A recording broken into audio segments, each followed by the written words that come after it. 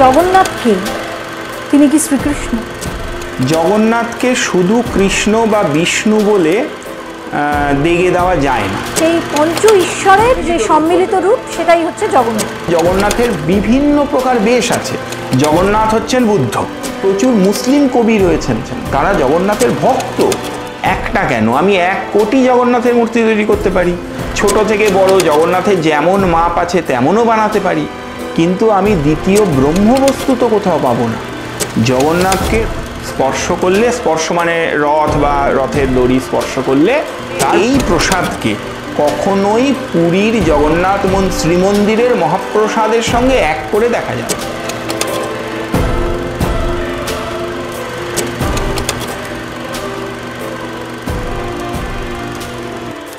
নমস্কার। আজ আমাদের সঙ্গে রয়েছেন এমন একজন যিনি পিএইচডি করেছেন যাদবপুর ইউনিভার্সিটি থেকে, বিজ্ঞানের ছাত্র, কিন্তু তার নাম হচ্ছে শ্রী ব্রহ্মানন্দ, মানে শাস্ত্র বিশেষজ্ঞ বলে। এই নামটা আপনি নিয়েছেন? এই নামটা পরে নেওয়া বলা ভুল।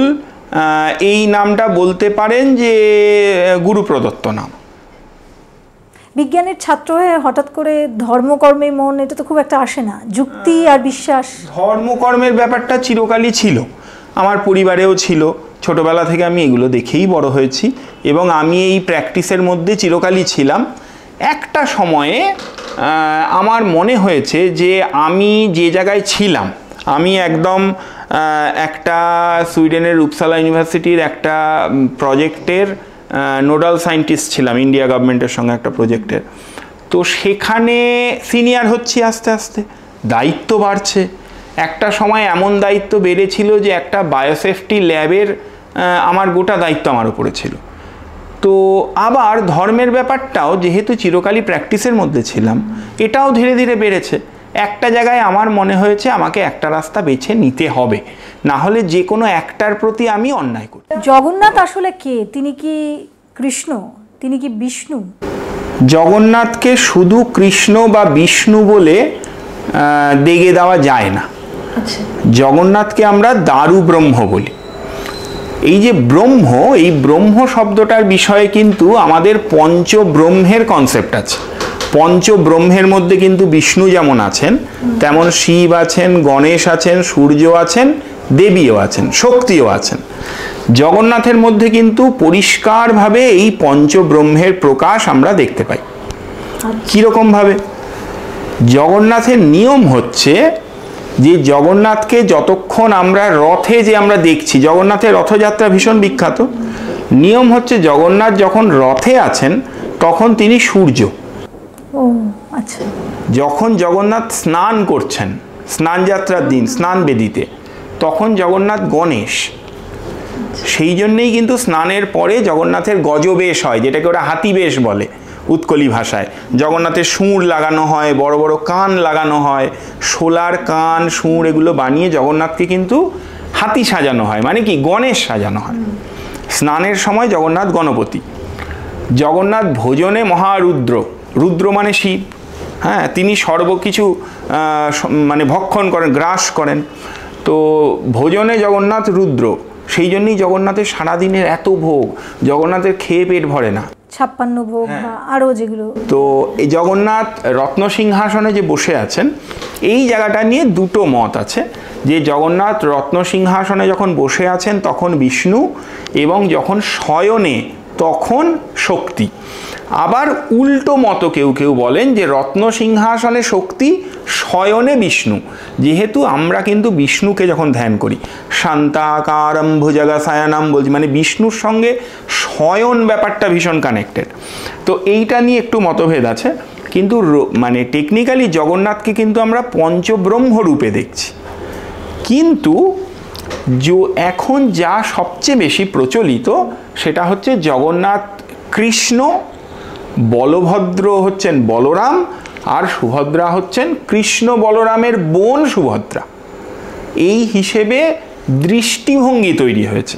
কিন্তু জগন্নাথের নিত্য পূজা, জগন্নাথের যাকে জগন্নাথের নীতি বলে, তো জগন্নাথের সেই নীতি অনুযায়ী কিন্তু জগন্নাথ কোনো একটি পার্টিকুলার দেবতাতে বাঁধা নেই। আচ্ছা, জগন্নাথ ব্রহ্ম, সেই জন্যই দেখুন জগন্নাথের রূপে কি দেখছি, এই যে জগন্নাথের হাত নেই পা নেই, আমরা এটা ধরে নিয়েছি, আমাদের মাথায় কিন্তু হাত নেই পা নেই বলতে একটা গল্প ভেসে আসে, যে ওই যে ইনকমপ্লিট মূর্তি তৈরির গল্প, বিশ্বকর্মা যখন বানাচ্ছিলেন এই মূর্তি তৈরির গল্প। কিন্তু আপনি দেখুন এই যে হাত পা ছাড়া এরকম মূর্তির সূত্র কিন্তু উপনিষদে আছে। উপনিষদ পরিষ্কার বলছে ব্রহ্ম কেমন হন, অপানিপাদো যবনগ্রহীতা। ব্রহ্মের পানি পাদ হয় না, ব্রহ্মের হাত পা হয় না। যিনি পরম ব্রহ্ম তার হাত পা হয় না, তিনি অপানিপাদ। এই পরম ব্রহ্ম এবং দারু ব্রহ্ম যেটা আপনি বলছেন, এটাকে যদি আরেকটু আপনি খোলসা করে বলেন, কারণ সাধারণ মানুষ মানে আমরা তো এটাই জানি যে এটা নিশ্চয়ই আমরা শুনেছি যে মা বিমলাও থাকেন সেখানে এবং তারপরে সেটা মহাপ্রসাদ হয়, প্রথমে জগন্নাথ খান তারপরে মা বিমলা খান, এটুকু আমরা জানি। কিন্তু আপনি যেটা বলছেন যে 5 দেবতা বা 5 ঈশ্বর, সেই পঞ্চ ঈশ্বরের যে আমরা যদি বলি যে সম্মিলিত রূপ, সেটাই হচ্ছে জগন্নাথ। কিন্তু এটা নতুনভাবে আমরা জানলাম, আপনি যদি একটু খোলসা করে বলেন এই ব্রহ্ম শব্দের। ব্রহ্ম বলতে আমাদের হিন্দু ধর্মে ব্রহ্ম হচ্ছেন যাকে আমরা পরমেশ্বর আলটিমেট শক্তি বলে বিশ্বাস করছি। এবার এই ব্রহ্মের তিনি নিরাকার, তার কোনো নির্দিষ্ট আকার নেই।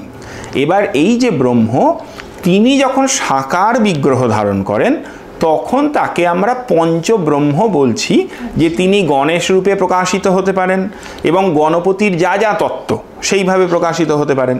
তিনি বিষ্ণু তত্ত্ব রূপে প্রকাশিত হতে পারেন, বিষ্ণু তত্ত্ব রূপে প্রকাশিত হলে তিনি কৃষ্ণ, রাম, নৃসিংহ, বরাহ, নারায়ণ নানা রকম রূপে প্রকাশিত হতে পারেন। তিনি শক্তি রূপে প্রকাশিত হতে পারেন, তখন তিনি দুর্গা, কালী, লক্ষ্মী, সরস্বতী, তারা, ছিন্নমস্তা সব। মানে ঈশ্বরের দুটি রূপ, একদিকে মানে আমরা দেখছি সাকার নিরাকার। সাকার রূপে তিনি পঞ্চব্রহ্ম আর নিরাকার রূপে তিনি পরম ব্রহ্ম।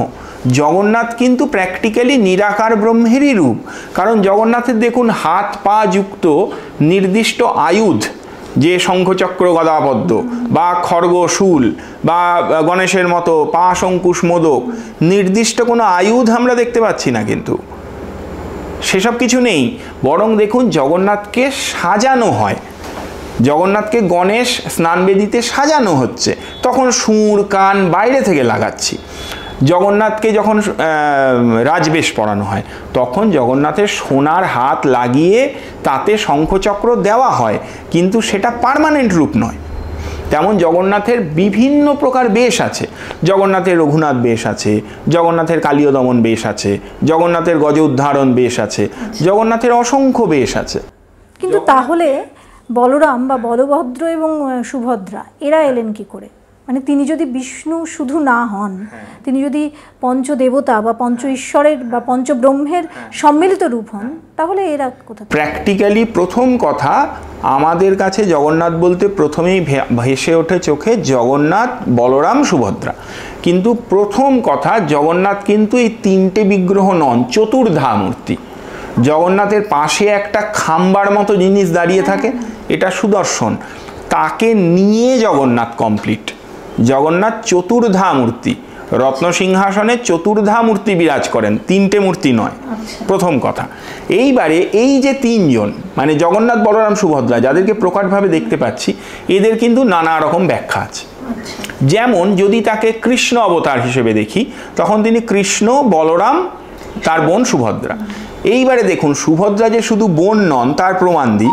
জগন্নাথে যখন রঘুনাথ বেশ হয়, রঘুনাথ বেশের সময় জগন্নাথ রাম, বলভদ্র লক্ষ্মণ, সুভদ্রা সীতা।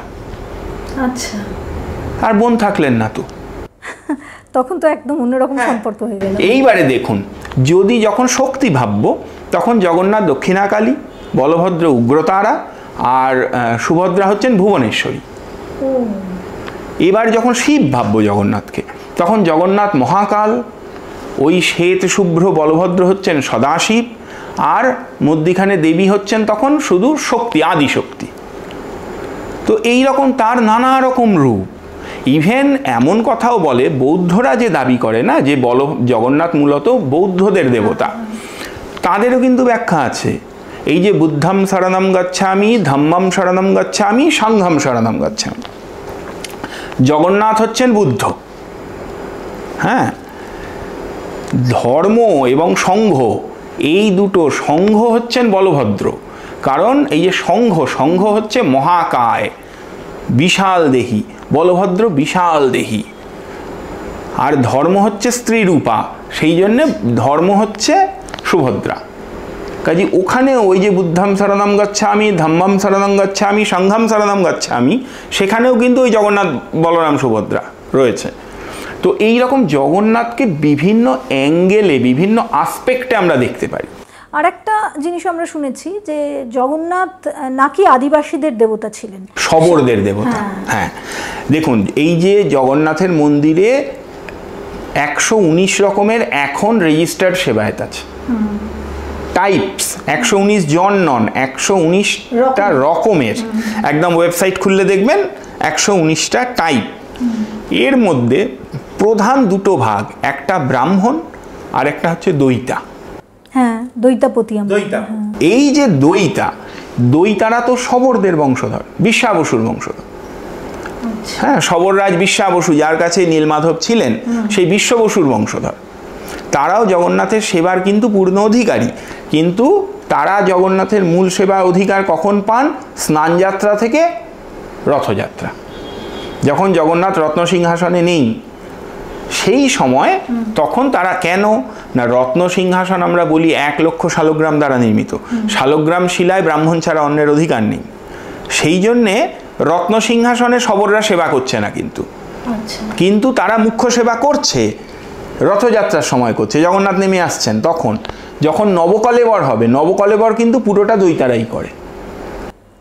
মানে তাহলে কি জগন্নাথ শুধুমাত্র একটি ধর্মের মধ্যে সীমাবদ্ধ নয়, বা একটি জাতের মধ্যে সীমাবদ্ধ নয়, তাকে স্পর্শ করার অধিকার সবার রয়েছে? যখন তিনি রত্নসিংহাসন থেকে নেমে আসছেন তখন সবাই স্পর্শ করছে, কিন্তু মন্দিরে কেউ প্রবেশ করে, মন্দিরে রত্নসিংহাসনের উপর, মানে ধর্মের মর্যাদাও রক্ষা করব। আবার জগন্নাথের যে ব্রহ্মত্ব, দেখুন ব্রহ্মের তো কোনো জাতি বর্ণ ভেদ নেই, ব্রহ্মের কাছে সবাই সমান। জগন্নাথের উড়িষ্যার সংস্কৃতি যদি আমরা দেখি, উড়িষ্যায় জগন্নাথকে নিয়ে যে বিভিন্ন প্রকার কবিতা, উড়িষ্যার সংস্কৃতিতে তো জগন্নাথ ঢুকে আছেন। সেইখানে দেখুন প্রচুর মুসলিম কবি রয়েছেন যারা জগন্নাথকে নিয়ে কাব্য রচনা করেছেন, তারা জগন্নাথের ভক্ত। কিন্তু তারা দেখুন, আবার পুরীর মন্দিরে অন্য ধর্মের প্রবেশাধিকার নেই, হিন্দু ছাড়া শিখেরা ঢুকতে পারে, কারণ গুরু নানককে জগন্নাথ নিজে ডেকে নিয়েছিলেন। সেটা ছাড়া অন্য ধর্মের কারোর প্রবেশাধিকার নেই। কিন্তু সেই জগন্নাথের ভক্ত মুসলিম সম্প্রদায় থেকেও রয়েছে। যখন জগন্নাথ বাইরে আসছেন তখন তিনি সবার ভক্তের জন্য নেমে আসছেন রত্নসিংহাসন থেকে। এটাই তো জগন্নাথের বিশেষত্ব, এমন একজন দেবতা যিনি নেমে আসছেন। তাহলে জগন্নাথ এলেন কোত্থেকে, মানে তার মা বাবা? তাহলে কি, আমরা তো জানি যে কৃষ্ণেরই রূপ, কিন্তু এখন যা শুনলাম সেই অনুযায়ী তার মা বাবাকে। দেখুন, ব্রহ্মের তো কোনো শুরু শেষ হয় না, ব্রহ্মের আদি অন্ত নেই, ফলে জগন্নাথের কোনো শুরু শেষ নেই।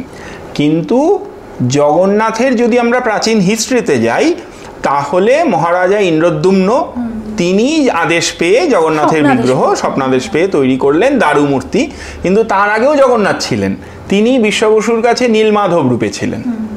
তার মানে জগন্নাথের কোনো শুরু বা শেষ নেই, জগন্নাথ চিরকালই ছিলেন, আছেন এবং থাকবেন। তিনি কাল অনুযায়ী কখনো কখনো হয়তো বপু পরিবর্তন করেছেন, কলেবর পরিবর্তন করেছেন না, কিন্তু আমরা যেটা শুনেছি যে তিনি মানে ঈশ্বর বা ভগবান বিষ্ণু, তিনি বিভিন্ন জায়গায় যান, তার যখন যখন দরকার পড়ে এক একটা রূপ নেন। তার যে রূপগুলো, সেই রূপ তিনি নিয়েছেন বারে বারে, এবং তিনি বিভিন্ন জায়গায় গিয়েছেন, কিন্তু ফিরে এসেছেন সেই নীলাচলে, পুরীতে। তাই এটা কিন্তু প্র্যাকটিক্যালি বৈষ্ণব ভাবধারার বিশ্বাস। আচ্ছা, মানে জগন্নাথকে নিয়ে এই যে আমাদের মূল 5টা সম্প্রদায়, শাক্ত, শৈব, বৈষ্ণব, সৌর, গাণপত্য, এই 5 জনেরই জগন্নাথকে নিয়ে কিন্তু নিজস্ব ভাবনা আছে, ব্যাখ্যা আছে, এবং সেটা করার প্রত্যেকের সম্পূর্ণ অধিকারও আছে। কারণ জগন্নাথ ব্রহ্ম, তাকে যে যে রূপে ডাকবে তিনি সেই রূপে তার কাছে প্রকাশিত হবেন। না, এখান থেকেই একটা খুব ইম্পর্টেন্ট প্রশ্ন, মানে এটা আমাদের মা ঠাকুমাদের কাছ থেকে শুনেছি যে অনেক বেশি তপস্যা করতে হয় অন্যান্য ভগবানদের পেতে বা তাদের আশীর্বাদ পেতে, কিন্তু জগন্নাথ এমনই একজন ভগবান, এমনই একজন ঠাকুর, এমনই একজন প্রভু যে তাকে ডাকা অনেক সহজ। তাকে তুমি যেভাবে ডাকবে, যেমন ভাবে ডাকবে, তিনি এসে ধরবে। এটা কি সত্যি? হ্যাঁ, জগন্নাথ ভক্তবৎসল। এই যে বিভিন্ন রূপে প্রকাশে, দেখুন তিনি তার মানে নিজেকে কোনো একটা পার্টিকুলার কাল্টের আন্ডারেও বেঁধে রাখেননি, তিনি সবার জন্য ওপেন। এবং একজন দেবতা যিনি ভক্তের জন্য বছরে 10 দিন সিংহাসন ছেড়ে রাজপথে নেমে আসেন, তো জনগণের দেবতা রাজপথে নেমে আসেন, যে কোনো জাতির হতে পারে। তখন জগন্নাথ সবার পুজো নিচ্ছেন, সবাইকে দর্শন দিচ্ছেন, তাতে কোনো জাতিভেদ নেই, বর্ণভেদ নেই, কিচ্ছু নেই। তিনি তখন সবার জন্য রাজপথে নেমে এসেছেন। এই রকম দেবতা তো নেই আর। তাহলে জগন্নাথকে নিয়ে টানাটানিতেও তো কোনো দোষ নেই, মানে জগন্নাথকে যে কোনো জায়গাতেই তো বসানো যায়, সেটা দীঘা হোক বা মেদিনীপুর হোক বা এই কলকাতাতে হোক, যেখানে মাহেশ্বর। দেখুন, জগন্নাথকে নিয়ে বহু প্রাচীন মন্দির আছে, কিন্তু একটা কথা আমি সব সময় বলবো, জগন্নাথ এক এবং অদ্বিতীয়, তার কোনো দ্বিতীয় হয় না। এবার লোকে বলবে কেন? জগন্নাথ বিষয়ে একটা জিনিস বুঝতে হবে, আমরা জগন্নাথের যে দারু বিগ্রহটা দেখি সেটাও কিন্তু জগন্নাথের আসল স্বরূপ নয়। জগন্নাথের ভিতরে যে ব্রহ্মবস্তু রয়েছে, এমন একটা কিছু জিনিস আছে যে জিনিসটা হৃদয় যেটা বলছে, সেটা কি কেউ জানে না। কিন্তু তার কারণ ব্রহ্ম পরিবর্তনের সময় হাত চোখ সব বাঁধা থাকে। ব্রহ্ম পরিবর্তনের সময় লাস্ট যখন নবকলেবর হলো, আমি নিজে ব্রহ্ম পরিবর্তনের দিন প্রেজেন্টও ছিলাম পুরীতে। কমপ্লিট ব্ল্যাক আউট থাকে, অফিসিয়াল ব্ল্যাক আউট, সমস্ত দোকানপাট বন্ধ, লাইট বন্ধ, সব কিছু বন্ধ। তার মধ্যে কাজটা করা হয়, ফলে কেউ জানে না ওটা কি। না, কিন্তু স্পর্শ তো পাওয়া যায় না, হাতে কাপড় জড়ানো থাকে কনুই অবধি, স্পর্শও পাবে না সে, চোখে কাপড় বাঁধা থাকে, এটা বোঝা যায় কি করে? হাতে ধরে সে তো একটা কিছুকে বার করছে, সেটা তো সে বুঝতে পারছে।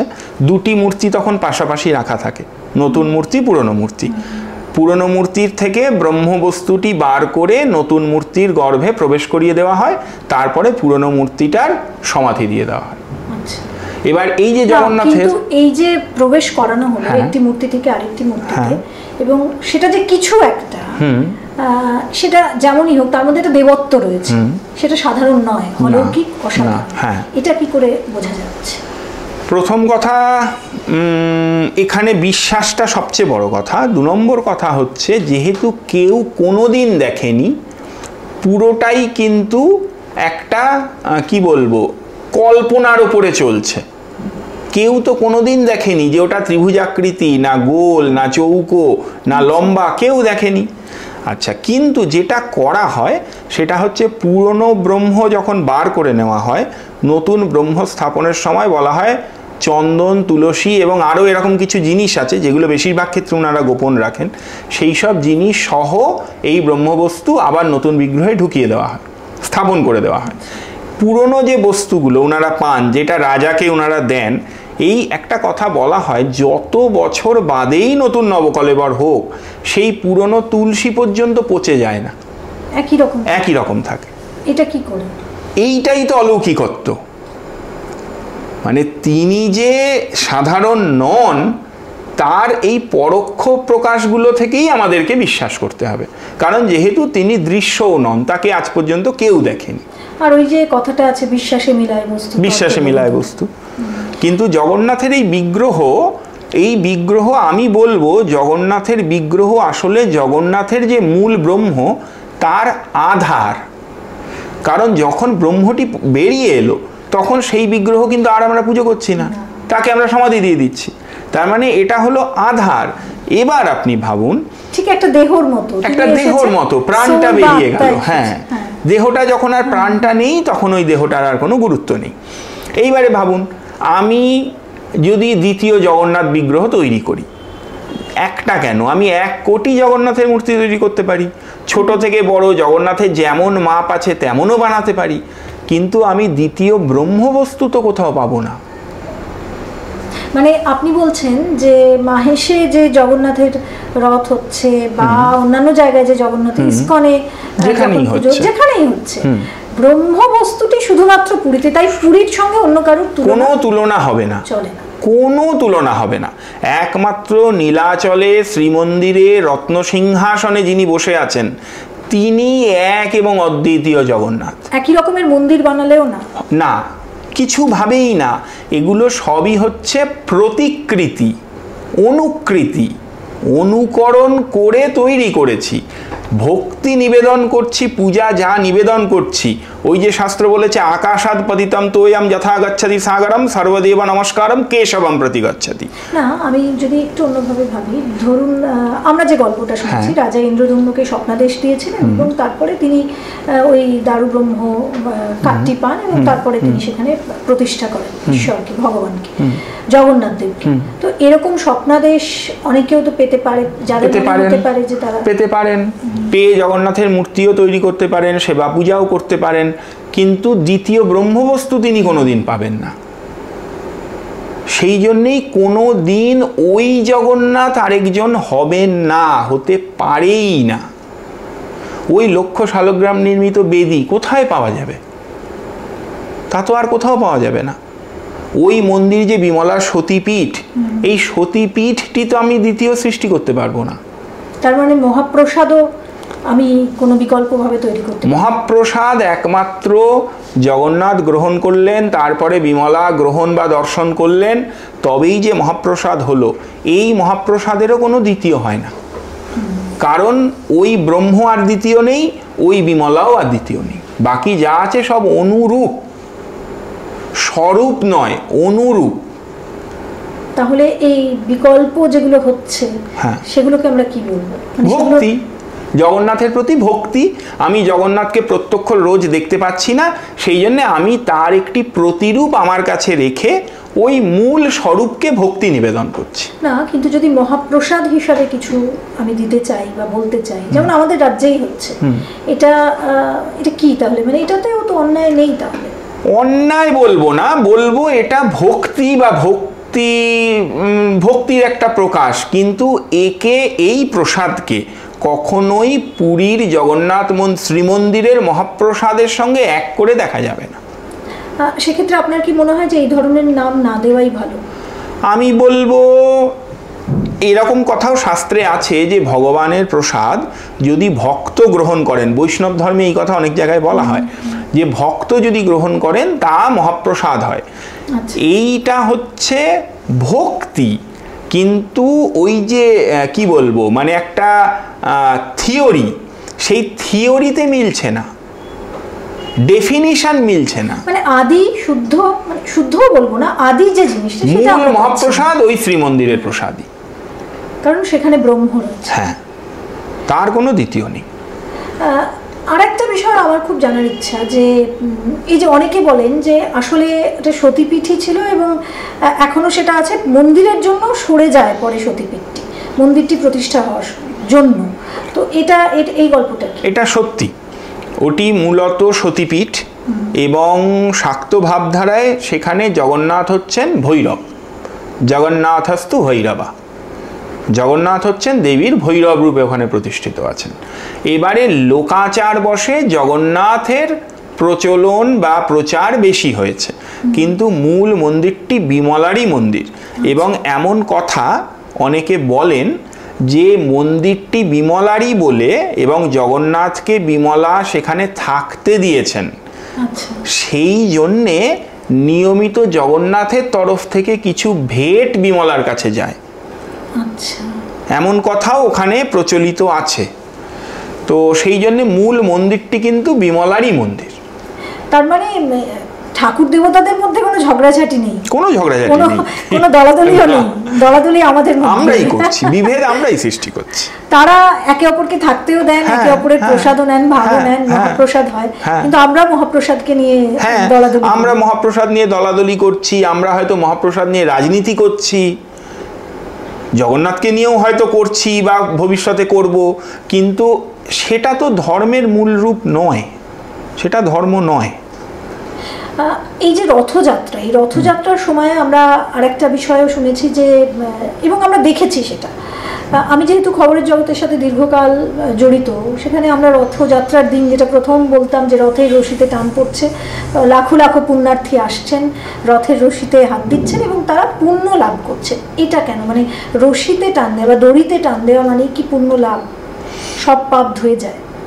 এখানে বলি, শাস্ত্র একটা কথা বলছে যে রথে তু বামনম দৃष्ट्वा পুনর্জন্ম ন বিদ্যতে।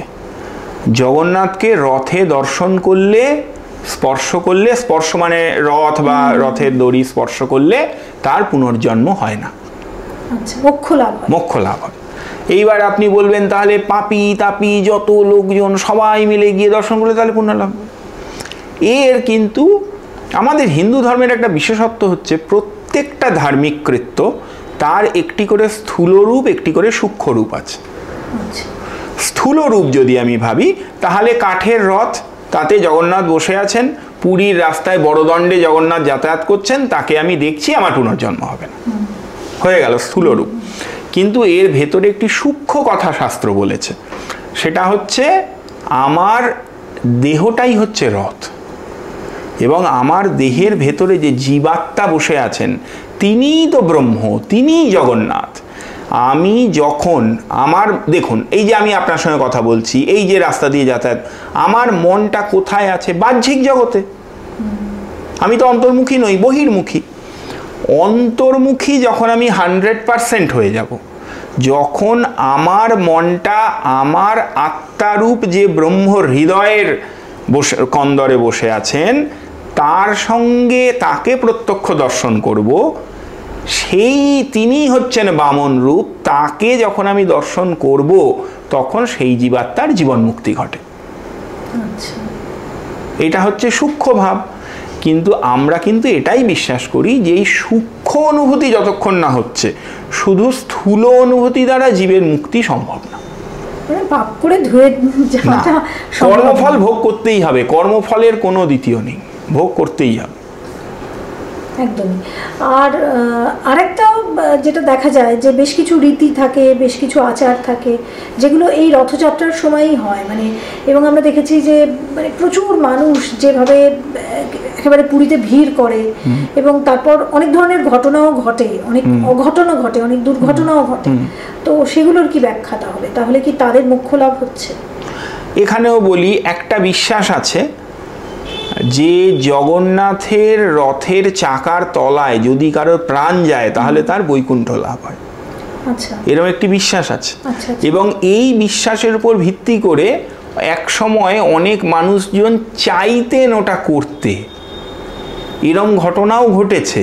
বর্তমানে পুরীতে যার জন্য রথের প্রতিটি চাকার সঙ্গে একজন সেবক এবং চাকার কাছাকাছি সব সময় দেখবেন পুলিশ থাকে, হ্যাঁ, যাতে এইসব দুর্ঘটনা না ঘটে।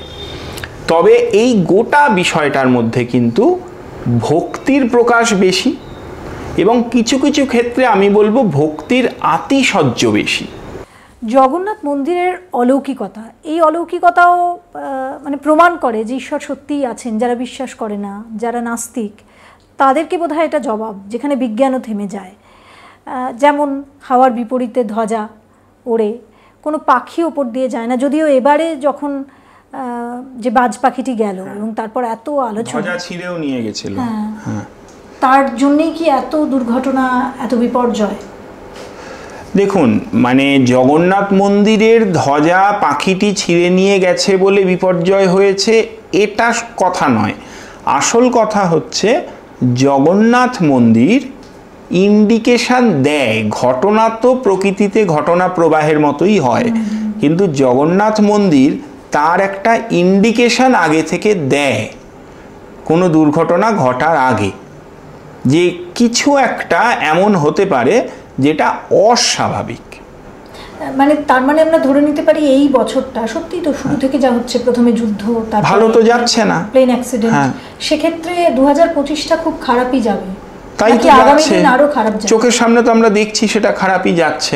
এবং এবার আমরা কি করব? আমরা তাহলে ঈশ্বরের কাছে প্রার্থনা করব, তার কৃপা প্রার্থনা করব, জগন্নাথের কাছেই তার কৃপা প্রার্থনা করব এবং আমরা চেষ্টা করব। একটা বিষয় আমি সবসময় বলি যে জগন্নাথকেও যদি, জগন্নাথ ভক্তিগম্য, এটা ঠিক, জগন্নাথ ভক্তিতে ভক্তের প্রতি কৃপা করেন, কিন্তু তারও তো নির্দিষ্ট শাস্ত্রীয় পূজা পাঠের ব্যবস্থা আছে। তো সেই জন্যে যখনই আমরা এই দেবতাদেরকে যখন আমরা পূজা পাঠ মানে দেবতাদেরকে যখন আমরা ট্রিট করব, তখন যেন আমরা শাস্ত্রকে লঙ্ঘন না করে যাই। আমরা কিন্তু বেশিরভাগ সময় ভক্তির আতিশয্যে বা অন্য নানা রকম কারণে, নানা রকম ব্যক্তিগত কারণে, ব্যক্তি স্বার্থের জন্য আমরা কিন্তু শাস্ত্রকে লঙ্ঘন করে চলে যাই। তখন যেমন দেখুন, এই যে জগন্নাথের বিগ্রহ নিয়েই বলি, চতুর্দিকে জগন্নাথের বিগ্রহ পুজো হয়। খুব কম মানুষ জানেন যে জগন্নাথ শুধু কাঠের তৈরি নন। লোকেদের একটা কমন ধারণা, নিম কাঠের ঠাকুর বানিয়ে এনেছি, নিম কাঠের জগন্নাথ মানেই হয়ে গেল। ব্যাপারটা একদম তা নয়। নিম কাঠের শুধু নিম কাঠের জগন্নাথ মূর্তিটা হচ্ছে জগন্নাথের কঙ্কাল। আচ্ছা। কারণ কাঠটা হচ্ছে জগন্নাথের অস্থি স্বরূপ। জগন্নাথের মূর্তিতে জগন্নাথের কাঠের ওপরে 7খানা স্তর করা হয়। ধুনো দেওয়া হয়, সাবু দেওয়া হয়, চন্দন দেওয়া হয়, লাল কাপড় দেওয়া হয়, সাদা কাপড় দেওয়া হয়, সুতো দেওয়া হয়, পাটের সুতো, আরেকটা কিছু একটা গাছের আঠা ব্যবহার করা হয়। আমাদের যেরকম দেহে মেদ, মজ্জা ইত্যাদি আছে, রক্ত, মাংস, এই যে বিভিন্ন জিনিস আছে, তার প্রতিরূপ স্বরূপ কিছু বস্তু জগন্নাথের অঙ্গে একদম সিল করা হয় কাঠের মূর্তিটার উপরে। তারপরে সেই মূর্তিটা পূজার উপযুক্ত হয়। কিন্তু লোকজন তো সবাই তো ভক্তির আতিশয্যে নর্মাল কাঠের রং করা মূর্তিটা এনে পুজো করছে, কিন্তু ওটাকে জগন্নাথের বিগ্রহ বলা যায়ই না। সেটা কি অন্যায়? সেটা পুজোর ক্ষেত্রে তো অন্যায়। তাকে আমি ভক্তিতে রেখে তাকে প্রণাম করছি, সেটা ঠিক আছে, সেটা হচ্ছে প্রতিরূপ। কিন্তু যখন আমি তাকে বিধিবৎ পুজো করতে যাব, তখন তো তার বিধিবৎ বিগ্রহ হতে হবে। না, তাহলে আমি একটু বুঝে নিই যে, বা দর্শকদের জন্য এটা মনে হয় খুব জানা দরকার। আমরা যখন পুরী যাই তখন জগন্নাথের মূর্তি বা কোনো ছবি আমরা অবশ্যই কিনি এবং সেটা সিংহাসনে রাখি, আমরা পুজো করি, এটা কি অন্যায়? আমি বলবো ছবির ক্ষেত্রে দোষ নেই, কারণ ছবিতে তো আমি প্রাণ প্রতিষ্ঠা ইত্যাদি করে পুজোই করছি না। কিন্তু যদি আমি প্রাণ প্রতিষ্ঠা করে বিধিবৎ পুজো করতে চাই, তাহলে কিন্তু পুরীতেই নির্দিষ্ট লোকজন আছেন যারা ওই পদ্ধতিতে মূর্তি বানিয়ে দেন। তাদের কাছ থেকেই মূর্তি আনতে হবে। যেগুলো আমরা কিনে আনি সেগুলো শো পিস, সেগুলো জগন্নাথের মূর্তি বা বিগ্রহ নয়। তার মানে যেমন তেমন ভাবে পুজো করাটাও শাস্ত্র নিষিদ্ধ এবং এটা উচিত নয়। উচিত নয়, কারণ মন্দিরে জগন্নাথের কিন্তু খুব শাস্ত্র বিহিতভাবে পুজো হয়, নির্দিষ্ট নিয়ম মেনে পুজো হয়। কোনো ইচ্ছে মতো যা ইচ্ছা তাই করা যায় না। আরও একটা বিষয়, যদি পঞ্চব্রহ্মের সমাহার বা সম্মিলিত হয় দেব, জগন্নাথ দেব, তাহলে আমরা যখন ঠাকুরের সিংহাসনে রাখছি জগন্নাথ দেবকে, তার সঙ্গে তো মহাদেবকেও রাখছি, আমরা তার সঙ্গে অন্যান্য যে দেবদেবী, গণপতিকেও রাখছি, আমরা মা কালীকেও রাখছি, আমরা শ্রীকৃষ্ণকেও রাখছি। এটা শাস্ত্রসম্মত নাকি? তাহলে তো একই রূপের একাধিক হয়ে যায়, পুজো হয়ে যাচ্ছে। খুব সত্যি কথা যদি বলতে হয়, তাহলে জগন্নাথকে যদি সঠিকভাবে সেবা পূজা করতে হয়, তাহলে শুধু তিনিই থাকবেন, কারণ তার মধ্যেই তো সবাই। আমরা ওই যে বললাম না, আমরা যত না শাস্ত্র মেনে কাজ করি, তার থেকে বেশি ভক্তিতে মন, এবং তারপরে নিজের মনের কল্পনা, এবং তারপরে কিছুটা হচ্ছে যাকে বলে নিজের মনের ইচ্ছে মতো করি। সেই জন্য ওরকম হয়, ভালো লাগে তাই করি। তার মানে যদি আমাদের সিংহাসনে জগন্নাথ থাকেন, তাহলে অন্য কারোর পুজো করার আর দরকার নেই। তিনি একাই সব দেবতার প্রতিরূপ, তো একাই সব। তিনি এই যে জগন্নাথ শব্দটা, হ্যাঁ, তিনি তো জগতের নাথ, পালনকর্তা। হ্যাঁ, তিনি পালনকর্তা, বা রুদ্র রূপে তিনি প্রলয়কর্তাও। মানে আমাদের এখানেই কনসেপ্টে ভুল, আমরা জানি জগতের পালনকর্তা। হ্যাঁ, না, একদমই না। তিনি যে রুদ্র রূপে তিনি লয়কর্তা, এবং তার মধ্যে একজন দেবীও রয়েছেন। এবং যদি জগন্নাথকে দক্ষিণাকালী এবং বলভদ্রকে উগ্রতারা রূপে ভাবি, তাহলে তিনি শান্তশিষ্ট দেবীও নন, উগ্রমূর্তি। তো সেই জিনিসগুলো তো আছে। জগন্নাথ কালো কেন? কালো রংটা কিন্তু এটা এমন একটা রং, কালো রং, যেটা সব কিছুকে গ্রাস করে নেয়। মানে জগন্নাথ সবার আশ্রয়, জগন্নাথের মধ্যেই সব কিছু বিলীন হবে। জগন্নাথের চোখগুলো গোল গোল কেন? জগন্নাথের চোখে তো কোনো চোখের পাতা নেই, কোনো চোখের পাতা আঁকা হয় না। হ্যাঁ, বড় বড় গোল গোল কেন? ব্রহ্ম যদি চোখের পাতা ফেলেন তাহলে ওই যে নিমেষ, ওই নিমেষে তো জগতের প্রলয় হয়ে যাবে। তিনি চোখের পাতা ফেলতে পারেন না, তিনি তো সর্বসাক্ষী। তিনি যদি এক নিমেষে চোখের পাতা ফেলেন, ওই সময়ে করা জীবের তাহলে কোনো একটি কৃত্যের তিনি তো সাক্ষী থাকলেন না। তিনি সব সময় সর্বসাক্ষী, কাজেই তিনি চোখের পাতা ফেলতে পারেন না, তিনি ওরকমভাবেই তাকিয়ে আছেন। এবং আরও বলা হয় জগন্নাথের দুটো চোখ হচ্ছে চন্দ্র এবং সূর্যের প্রতি। যেরকম সূর্য এবং চন্দ্র গোল এবং সবসময় জগৎকে দেখছে। সূর্য নেই সন্ধেবেলা, নেই মানে তো নেই নয়, সূর্য আছে, আমরা তাকে দেখতে পাচ্ছি না। তো সূর্য এবং চন্দ্র যেমন সবসময় আমাদের সাক্ষী, জগন্নাথের দুটো চোখও, ডান চোখটা সূর্য এবং বাঁ চোখটা চন্দ্র হয়ে সর্বসাক্ষী। মানে এই সৃষ্টিকে ধরে রেখেছেন, তাতেই সৃষ্টি, তাতেই পালন, তাতেই লয়, সমাহার সব কিছু। আর আরেকটা আমরা খুব ছোটবেলায় শুনেছিলাম, বা আমার মনে হয় আপনি এটা আরো ভালোভাবে বলতে পারবেন, যে যখন এই ব্রহ্ম চেঞ্জ করা হয়, পরিবর্তন করা হয়, একটি কাঠামো থেকে আরেকটি কাঠামোতে রাখা হয়, একটি দেহ থেকে আরেকটি দেহতে রাখা হয়, নতুন যে আকৃতি সেই আকৃতিতে দেওয়া হয়। তো একটা বিষয় বলুন, তখন নাকি যিনি চেঞ্জ করেন, যিনি পরিবর্তন করেন, তিনি নাকি আর বেশি দিন বাঁচেন না, এটা কি সত্যি? একটি কথা এখন পর্যন্ত প্রমাণিত, যে কোনো একজন ব্রহ্ম পরিবর্তনকারী ব্যক্তি দ্বিতীয় নবকলেবর দেখেননি। নবকলেবর দেখেননি? না, আজ পর্যন্ত হয়নি কোনোদিন। কেন? তিনি তার দ্বিতীয় নবকলেবরের আগে তার দেহপাত হয়, এটা ঈশ্বরের ইচ্ছাই বলতে হবে। বৃদ্ধ হন নাকি?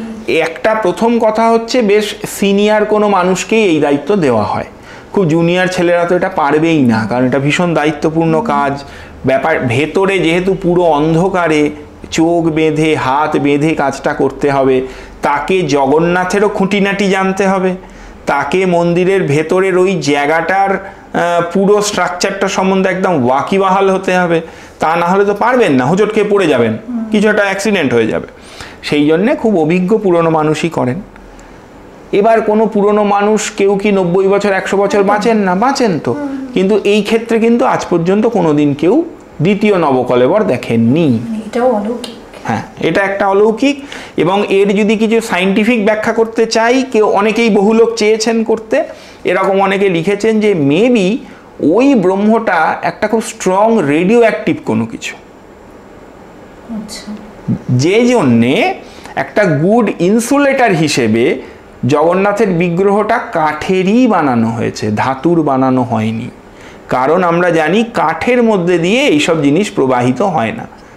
আপনি কাঠের টুলে দাঁড়িয়ে ইলেকট্রিকের লাইটে হাত দিন, হালকা শক খাবেন। আপনি লোহার টুলে দাঁড়ান, তার সঙ্গে সঙ্গে আর্থিং হয়ে যাবে।